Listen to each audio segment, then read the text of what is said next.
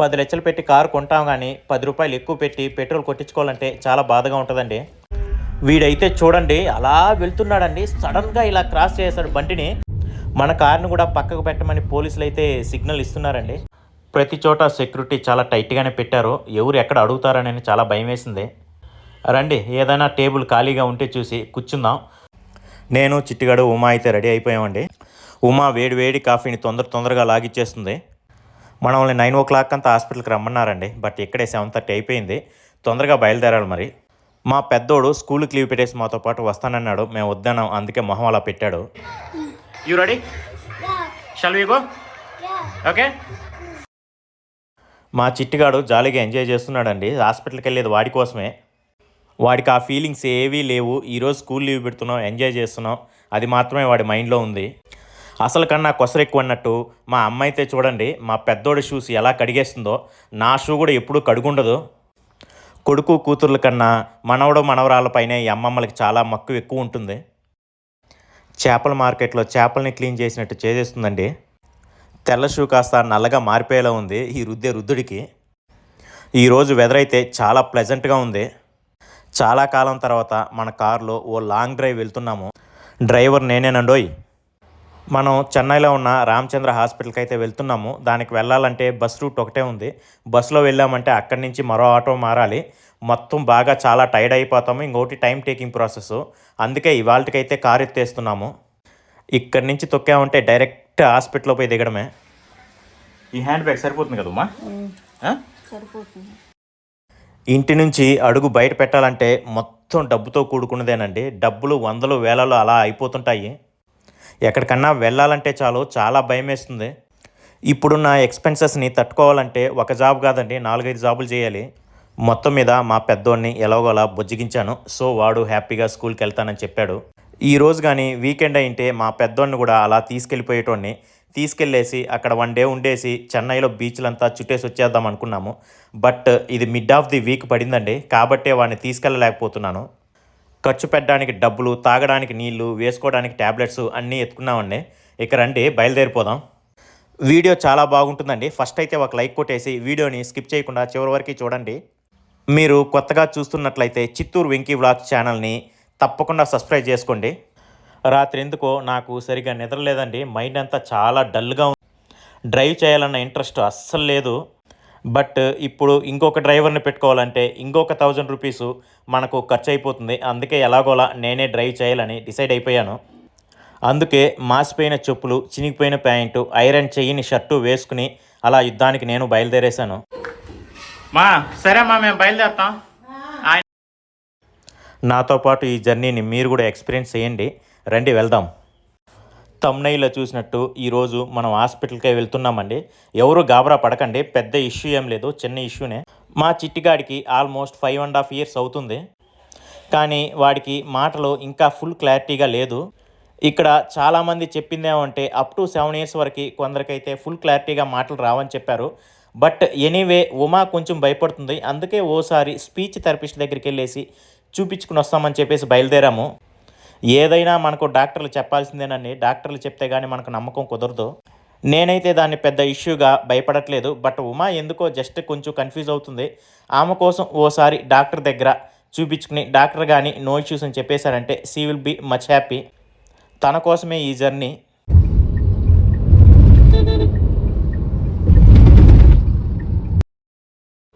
సూర్యుడు చూడండి high voltage బల్బులాగా ఎలా వెలిగిపోతున్నాడో. మా ఊరు నుంచి ఇవాళ మాతో పాటే ప్రయాణం చేస్తున్నాడు. సో అతను కూడా మనకు కంపెనీ ఇస్తున్నాడు అనమాట.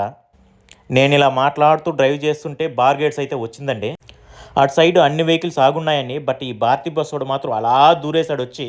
నేను సడన్ బ్రేక్ వేసాను. లక్కీలీ మన వెనకైతే ఎవరు లేదండి, లేకపోతే చిన్న సైజు ఇన్సిడెంట్ జరిగిపోయింటుంది ఇవాళ. ఈ ప్రైవేట్ బస్సులు చాలా డేంజరస్ అండి బాబు.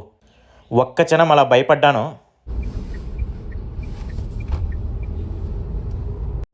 మన కార్ చూడండి ఎంత బ్యూటిఫుల్గా ఉందో. స్టీరింగ్ కానీ డాష్బోర్డ్ కానీ అదిరిపోయిందండి. నాకు ఈ కార్ ఇంటీరియర్సు, దాని కంఫర్టు చాలా బాగా అనిపిస్తుంది. నా కార్ డ్రైవింగ్ పెద్దగా నచ్చదండి. బట్ ఈ కార్ని మాత్రం ఎందుకు అలా డ్రైవ్ చేయాలనిపిస్తుంది. అందుకే అప్పుడప్పుడు నేనే డ్రైవ్ చేస్తాను. ఆల్మోస్ట్ తమిళనాడు బార్డర్కి రీచ్ అవుతున్నామండి. ఎదురుగా కనిపించే బోర్డే కాశీ హోటలు. ఇది చాలా ఫేమస్ అండి. దీన్ని కాశీ స్టాప్ అని కూడా అంటారు. తిరుపతి నుంచి చెన్నై వెళ్ళే బస్సులన్నీ ఇక్కడే టిఫిన్ కోసం ఆగుతారు. తిరుపతి నుంచి చెన్నైకి 4.5 అవర్స్ టు 5 అవర్స్ పడుతుందండి. కాబట్టి ఇది మధ్యలో టీ బ్రేక్ లెక్క ఉంటుంది. నేను ఎప్పుడైనా చెన్నైకి బస్సులో వెళ్ళాలంటే నగర్ నుంచి ఎక్కుతానండి.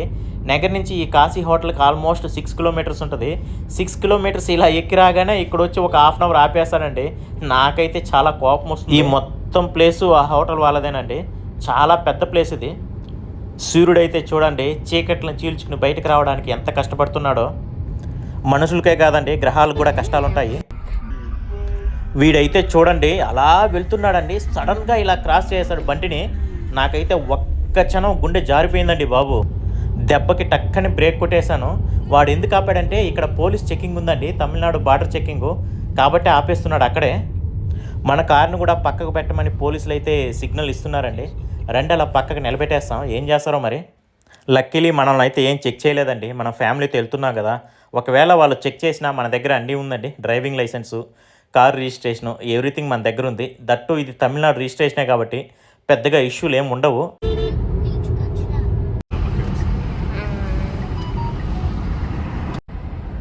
ఇవాళ ఎందుకో సూర్యుడిని మబ్బులు అలా కమ్మేసాయండి. టైం 8:30 అవుతుంది. బట్ సూర్యుడైతే ఇంతవరకు బయటకు రాలేదు. ఎండ కూడా అంతగా లేదండి. మనిషి జీవితంలోనే చీకట్లు ఉండవండి, సూర్యుడి జీవితంలో కూడా ఇలా అప్పుడప్పుడు చీకట్లు కమ్మేస్తాయి. పెట్రోల్ బంక్ వచ్చేసిందండి. పెట్రోల్ కొట్టించుకుని అలా వెళ్ళిపోదాం. ఓకేనా. ఇక్కడ ఆంధ్ర కన్నా పెట్రోల్ ప్రైజు 10 రూపాయలు తక్కువ అండి. అందుకే ఇటు సైడ్ వస్తే కాస్త పెట్రోల్ కొట్టించుకుని వెళ్ళిపోతుంటాము. 10 లక్షలు పెట్టి కారు కొంటాం కానీ 10 రూపాయలు ఎక్కువ పెట్టి పెట్రోల్ కొట్టించుకోవాలంటే చాలా బాధగా ఉంటుందండి. కారు కొనాలంటే ఈఎంఐ, పెట్రోల్ కొట్టించుకోవాలంటే క్రెడిట్ కార్డు, ఇలా ప్రతిదీ మిడిల్ క్లాస్ మనకి అప్పులతోనే సరిపోతుందండి. పేదరికానికి పైన రిచ్ క్లాస్ కింద అలా కొట్టుమిట్టాడుతుంటామండి. ఆశలు ఉన్నంత పెద్దగా మన ఆదాయాలు జీవితాలు ఉండవండి. ఆశలు ఆగవు, ఆదాయం పెరగదు. కారు కొనేటప్పుడు ఉన్నంత ఆశ దానికి పెట్రోల్ పట్టించేటప్పుడు, సర్వీసింగ్ చేసేటప్పుడు, రిపేర్లు ఖర్చు పెట్టేటప్పుడు అస్సలు ఉండవండి. ఇప్పుడు కూడా చూడండి 200 కిలోమీటర్లు ప్రయాణం చేయడానికి 3,000 రూపాయలు ఖర్చు పెట్టి పెట్రోల్ పట్టించుకోవాల్సి వస్తుంది. దానికి తోడు డ్రైవర్ పని కూడా మనమే చేసుకోవాలి.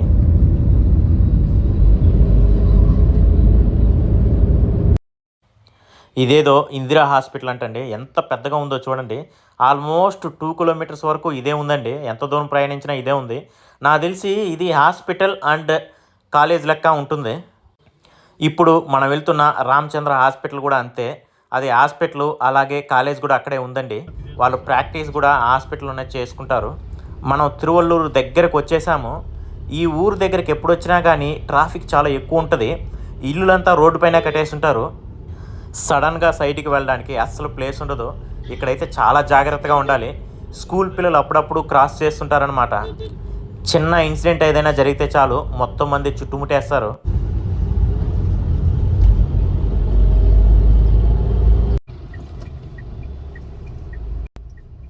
ఇక్కడ సడన్గా అన్ని వెహికల్స్ ఆగిపోయినాయి. ఏదో యాక్సిడెంట్ జరిగిందని అనుకున్నాను. బట్ అక్కడ రైట్ సైడ్ వేరే ఊరికి వెళ్ళడానికి చిన్న దారి ఉందండి. అక్కడ ఓ లారీ క్రాస్ చేస్తూ ఉండింది కాబట్టి మొత్తం వెహికల్స్ని బ్లాక్ చేసింది. మనం బ్రేక్ వేసినప్పుడు ఎవరన్నా మన వెనకాల ఫాస్ట్గా వస్తుంటే మాత్రం చాలా డేంజరస్ అండి. వాళ్ళు ఎక్స్పెక్ట్ చేయరు కదా మనం ఇక్కడ వచ్చి సడన్గా బ్రేక్ వేస్తామని. నా ముందోడు వేయడం వల్ల నేనేసాను, నేనేయడం వల్ల నా వెనక వాడేసాడు. మొత్తం మీద అలా సేఫ్గా వచ్చేసాం. ఆల్మోస్ట్ తిరువల్లూరుకి అయితే రీచ్ అయిపోయాం. ఎదురుగా ఒక పచ్చ బోర్డు కనిపిస్తుంది కదా, అక్కడే మనం తిరువల్లూరుకి రైట్ టర్న్ తీసుకోవాలి.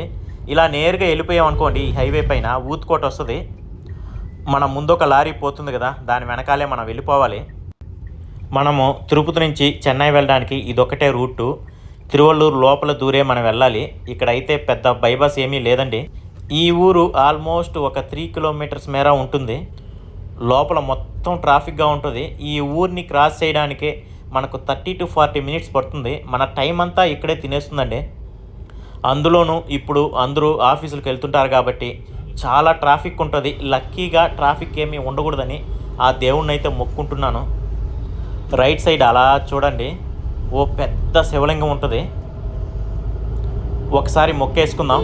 ఓం నమ శివాయ. అనుకున్నట్టే ట్రాఫిక్లో తగిలేసామండి.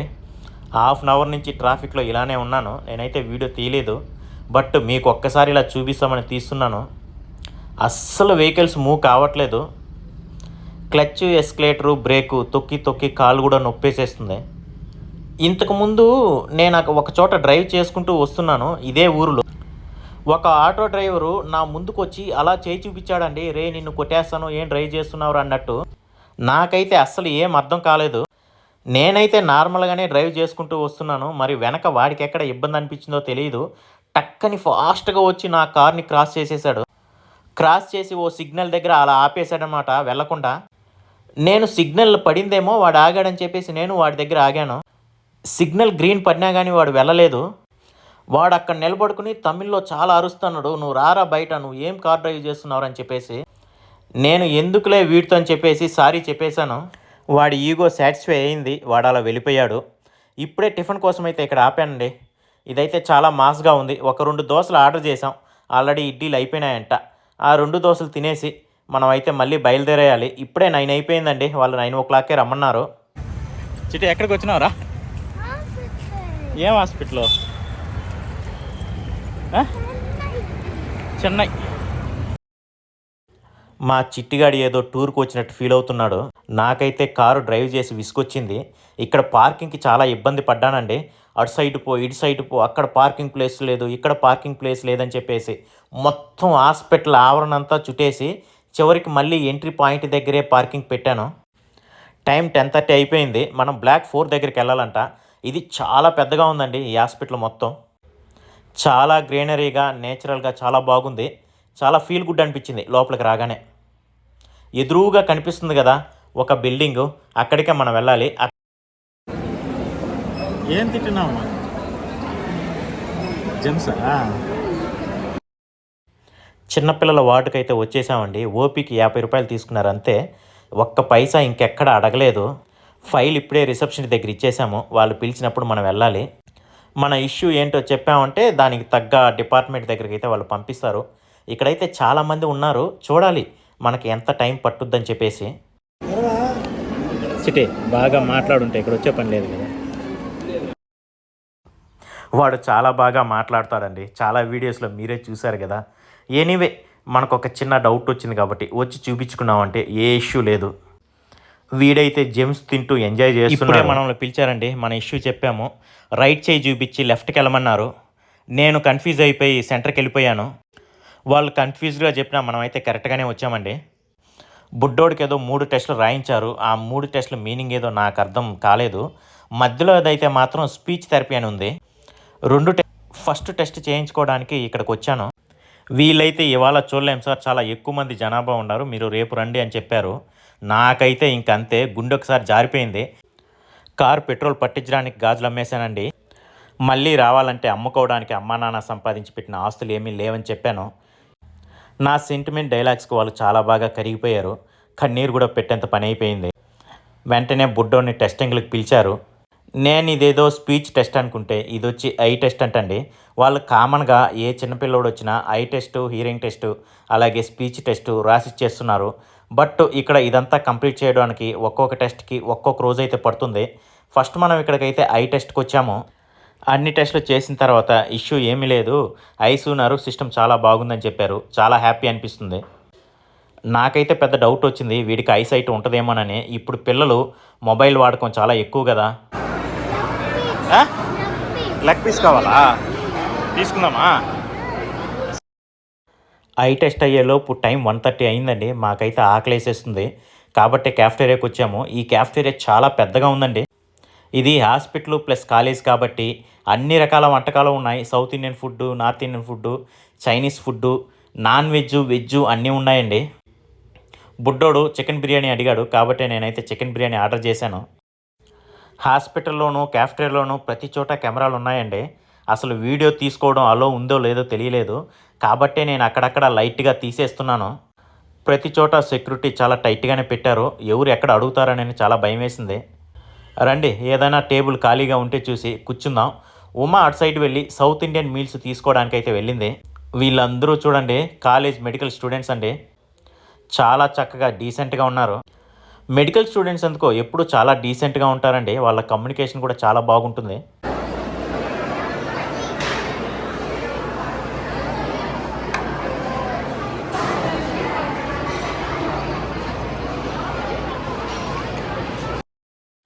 సర్వింగ్ కూడా చాలా వెంటనే చేసేస్తున్నారు. ఉమా చూడండి అలా వెళ్ళింది, టక్కని తీసుకొచ్చేసింది. మనకే కాస్త లేట్ అయింది. క్యాఫ్టేరియాని చాలా నీట్ అండ్ క్లీన్గా చేస్తున్నారండి. ఇప్పుడే లంచ్ అయిపోయింది. బుడ్డోడికి ఫ్రూట్ జ్యూస్ కావాలంటే ఇక్కడికైతే వచ్చాము. ఉమా ఆరెంజ్ జ్యూస్ తాగుతుంది. నాకు ఒక ఆరెంజ్ జ్యూసు, అలాగే బుడ్డోడికి పైనాపిల్ జ్యూసు ప్యాక్ చేయమని చెప్పాము. ప్యాకింగ్కి ₹5 ఎక్స్ట్రా అండి. ఇక్కడ రేట్లు చాలా ఎక్కువ ఉన్నాయి. ఇక్కడ కూర్చోవడానికి ప్లేస్ లేదు, అందుకే బయట వెళ్ళి తాగుదామని డిసైడ్ అయిపోయాము. ప్యాకింగ్ అయితే వచ్చేసిందండి. మనం అలా తీసుకెళ్ళిపోయేసి బయట కూర్చుని తాగేసి ఇంకొక బిల్డింగ్ దగ్గరికి అయితే వెళ్ళాలి, స్పీచ్ థెరపీ దగ్గరికి.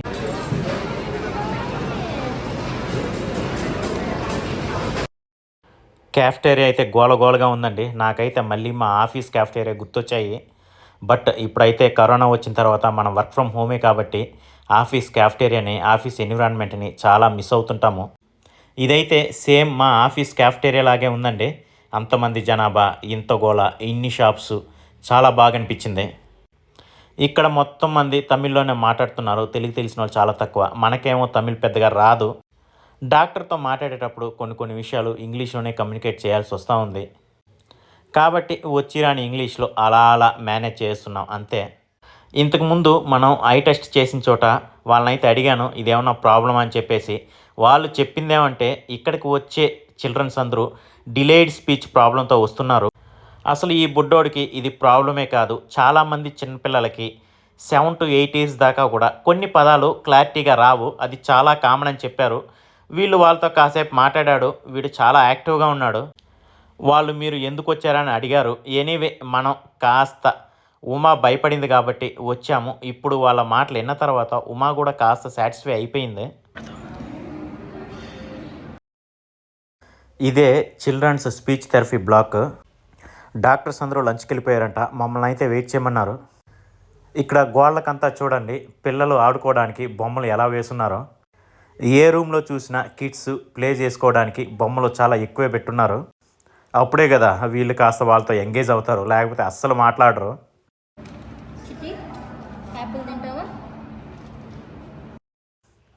బుడ్డోడికి లంచ్ పెద్దగా నచ్చలేదు. అక్కడ బిర్యానీ వచ్చి మన టమాటా రైస్ లెక్కనింది.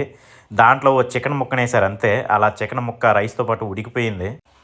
కాబట్టి వీడికి మళ్ళీ చాలా ఆకలేస్తుంది. నేనైతే దీన్ని ఎక్స్పెక్ట్ చేసి బిస్కెట్స్ అలాగే యాపిల్స్ అయితే తీసుకోమన్నాను. సో 2 యాపిల్ ముక్కలు ఇచ్చామంటే బుడ్డోడు అలా తినేసి రిలాక్స్ అయిపోతాడు. డాక్టర్స్ లంచ్ చేసేసి 2 o'clock అంతా వచ్చేస్తారని చెప్పారు. బట్ 2 o'clock కాస్త 2:30 అయింది, 2:30 కాస్త 3:30 అయింది, 3:30 కాస్త 4 కూడా అయిపోయింది. మాకైతే వెయిట్ చేసి విసుగొచ్చింది. ఇప్పుడే డాక్టర్ వచ్చినట్టున్నాడు, మమ్మల్ని పిలిచారు, వెళ్ళి మాట్లాడేసి వద్దాం. అట్ట పట్టుకోకూడదురా. డాక్టర్స్ కూడా వచ్చారు, చూశారండి. వాళ్ళు చెప్పింది కూడా ఒకటే. సో ఇదంతా ఏం ప్రాబ్లం ఏమి కాదు. కొందరికి 1 or 1.5 year కాస్త ప్రాబ్లమేటిక్గా ఉంటుంది. దాని తర్వాత ఆటోమేటిక్గా ఆ మాటల క్లారిటీ వచ్చేస్తుంది. వీడికైతే ఏ ప్రాబ్లం ఉన్నట్టు తెలియట్లేదని చెప్పారు. బట్ ఎనీవే వాళ్ళు 5 o'clock క్లోజ్ చేస్తారంట. కాబట్టి మాకైతే నెక్స్ట్ సాటర్డేకి అపాయింట్మెంట్ ఇచ్చారు. నెక్స్ట్ సాటర్డే వచ్చామంటే పిల్లాడితో వాడు కాసేపు మాట్లాడి వాడికి ఎక్కడైతే ప్రాబ్లమేటిక్గా అనిపిస్తుందో వాటిని మనకు ఎక్సర్సైజ్ లెక్క ఇస్తాడు. అంటే వాడికి కొన్ని పదాలు రోజు మాట్లాడించడం, వాడికి చెప్పించడం లాంటివి మనం చేయాలి. తద్వారా వాడు చాలా తొందరగా మరింత క్లారిటీగా మాట్లాడడానికైతే రెడీ అయిపోతాడంట. ఇవంతా విన్న తర్వాత నాకు మళ్ళీ ఇక్కడికైతే రావాలనిపించట్లేదు.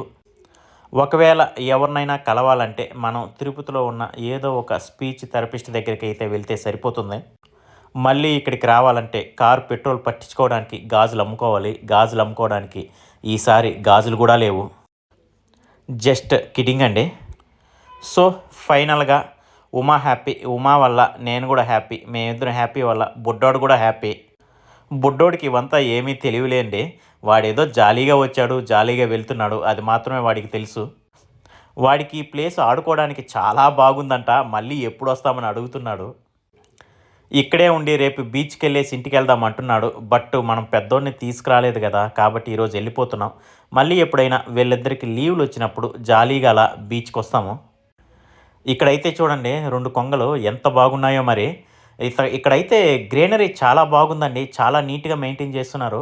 ఈయనైతే చూడండి వాటర్ కూడా ఎంత పద్ధతిగా పడుతున్నారో. మామూలుగా చెన్నై కొంచెం పొల్యూషన్ ఎక్కువ ఉంటుందండి. బట్ ఈ రామచంద్ర హాస్పిటల్ లోపలికొచ్చేసి ఇది సెపరేట్ వరల్డ్ లెక్కుంది. పొల్యూషన్ అనేది అస్సలు తెలియట్లేదు. ఎక్కడ చూసినా చెట్లు, ఎక్కడ చూసినా గ్రీనరీ, మంచిగా పార్కులు అన్నీ మెయింటైన్ చేస్తున్నారండి. ఎక్కడ ఎవరు ఒక్క పైసా కూడా తీసుకోలేదు. ఎక్సెప్ట్ మన ఓపీకి రూ. 50 తీసుకున్నారంతే. క్యాఫ్టేరియాలో మనం ఫుడ్‌కి మాత్రమే ఖర్చు పెట్టాము. మిగతా ఎక్కడ హాస్పిటల్‌కైతే స్పెషలైజ్డ్‌గా మనం ఎక్కడ ఖర్చయితే పెట్టలేదండి. ఇక మన కార్ తీసుకొని మనం ఇంటికెళ్ళిపోవడమే. ఈ వీడియో మీకు చాలా బాగా నచ్చిందని ఆశిస్తున్నాను. ఈ వీడియోని నచ్చి ఇంతసేపు చూసినందుకు, అలాగే ఒక లైక్ కొట్టినందుకు, మీరు సబ్స్క్రైబ్ చేసుకోకుండా చూస్తున్నట్లయితే సబ్స్క్రైబ్ చేసుకున్నందుకు, మీ ఫ్రెండ్స్‌కి షేర్ చేసుకున్నందుకు అన్నిటికీ చాలా ధన్యవాదాలండి. మళ్ళీ మరో మంచి వీడియోతో మీ ముందుకొస్తాను. అంతవరకు సైనింగ్ ఆఫ్ మీ వెంకటరమణ.